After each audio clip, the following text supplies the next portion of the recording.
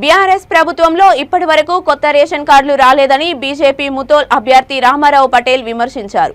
నిర్మల్ జిల్లా కుంటాల మండలం అంబుగాం, మదన్పూర్, ఓలా, లింబాబీ, లింబాకే గ్రామాల్లో ఆయన ఎన్నికల ప్రచారం నిర్వహించారు. వీరికి ఆయా గ్రామస్తులు, బీజేపీ నాయకులు, కార్యకర్తలు ఘన స్వాగతం పలికారు. ప్రచారంలో భాగంగా గ్రామంలోని ప్రధాన వీధుల గుండా రోడ్డు షో నిర్వహించారు.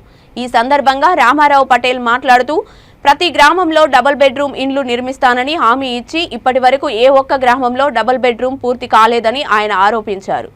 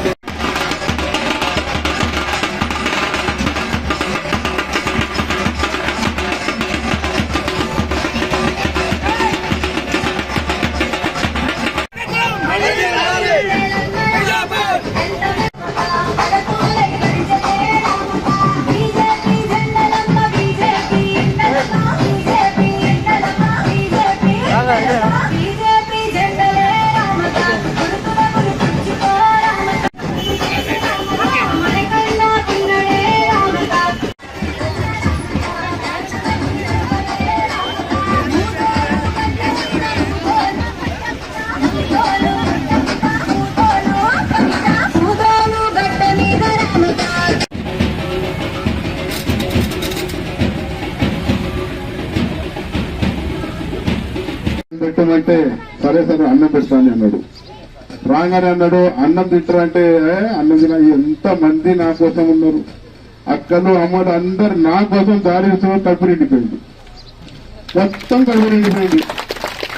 ఎందుకంటే ఇలా ఓలా గ్రామంలో టైర్ పంక్చర్ అయిపోయింది, కార్ది ఏం లేదు,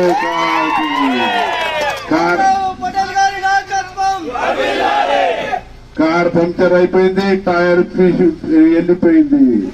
ఖచ్చితంగా ఇక్కడ ఉన్న నా సోదరమల్లు, అక్కలు, అమ్మలు అందరూ కమలం పోగు ఓటేస్తారు.